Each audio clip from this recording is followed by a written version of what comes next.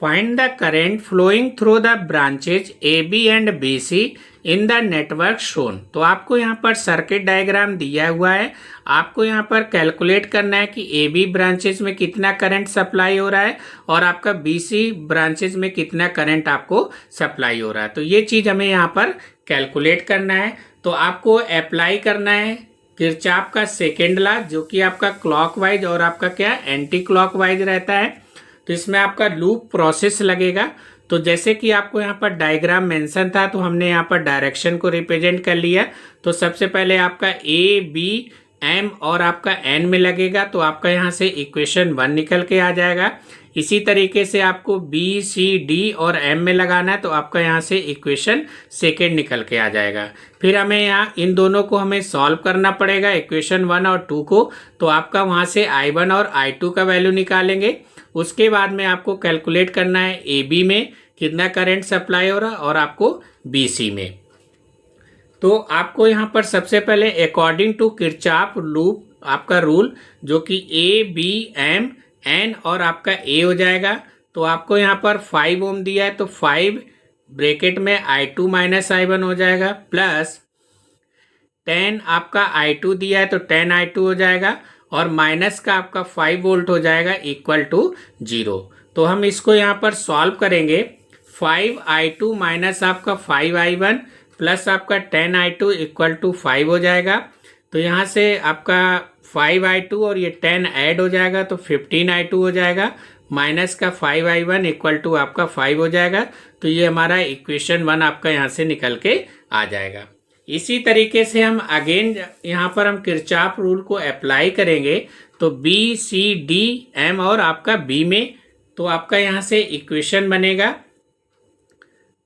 10 into आपका I2 हो जाएगा माइनस का, और माइनस आपका 5 इंटू I1 होगा, और माइनस आपका 20 इंटू आपका I1 हो जाएगा, और प्लस का आपका 10 इक्वल टू 0 हो जाएगा। तो ये आपका इक्वेशन आपका यहाँ पर सेकेंड, जो कि minus 10 I2 minus 5 I1 minus आपका 20 I1 प्लस आपका 10 इक्वल टू 0। तो माइनस 10 I2 माइनस का आपका ये ऐड हो जाएगा I1 आपका, तो माइनस 25 I1 होगा, प्लस का 10 इक्वल टू 0। आप यहाँ से माइनस 5 को कॉमन ले लेंगे, तो 2 I2 plus 5 I1 minus 2 equal to 0। ये आपका इधर डिवाइड हो जाएगा, तो ये 0 हो जाएगा। तो 2 I2 प्लस आपका 5 I1 और ये 2 इधर ट्रांसफर होगा, तो इक्वल में 2 आ जाएगा। तो ये आपका इक्वेशन सेकेंड आपका यहाँ से निकल के आ जाएगा। अब हम यहाँ पर सॉल्विंग करेंगे इक्वेशन 1 एंड 2 को। तो इक्वेशन 1 हमारा यहाँ पर जो आपको गिवन था 15 I2 माइनस आपका 5 I1 इक्वल टू 5, और इक्वेशन 2 था 2 I2 प्लस आपका 5 I1 इक्वल टू 2। तो इसको हम यहाँ पर ऐड कर देंगे, तो ये हमारा माइनस 5 I1 और ये आपका प्लस 5 I1 हमारा कैंसिल आउट हो जाएगा। तो ये 15 में 2 आपका ऐड होगा, तो 17 I2 हो जाएगा, और 5 प्लस 2 आपका 7 हो जाएगा। तो I2 इक्वल टू आपका 7/17 एम्पियर आपका यहाँ से निकल के आ जाएगा। अब हमें I1 का वैल्यू क्या करना है, कैलकुलेट करना है। तो हमें किसी भी इक्वेशन में जो है I2 का वैल्यू पुट कर देंगे, तो आपका वहाँ से I1 का वैल्यू निकल के आ जाएगा। तो 2 I2 प्लस आपका 5 I1 इक्वल टू 2 दिया है, तो I2 का वैल्यू 7/17 है, तो 2 इंटू 7/17 प्लस आपका 5 I1 इक्वल टू 2 हो जाएगा। इसको हम इधर ट्रांसफर करेंगे, तो 7 2 जा 14 अपॉन आपका 17 माइनस में हो जाएगा।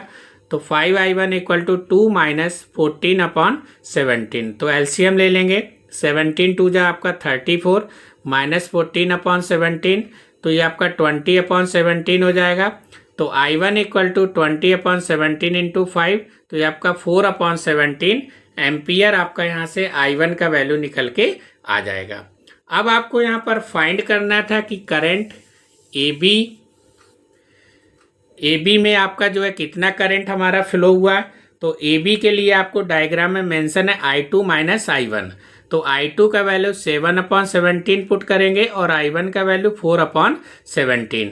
तो एलसीएम हमारा यहाँ पर सेम है, तो 7 से 4 आपका कम होगा, तो 3/17 आपका एम्पियर यहाँ से करंट AB जो ब्रांचेज पूछ रहा था तो उसका आपका यहाँ से निकल के आ जाएगा।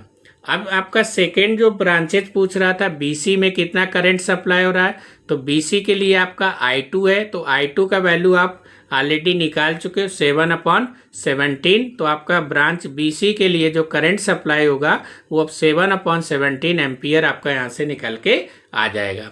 तो यही आपको क्वेश्चन में पूछा गया था।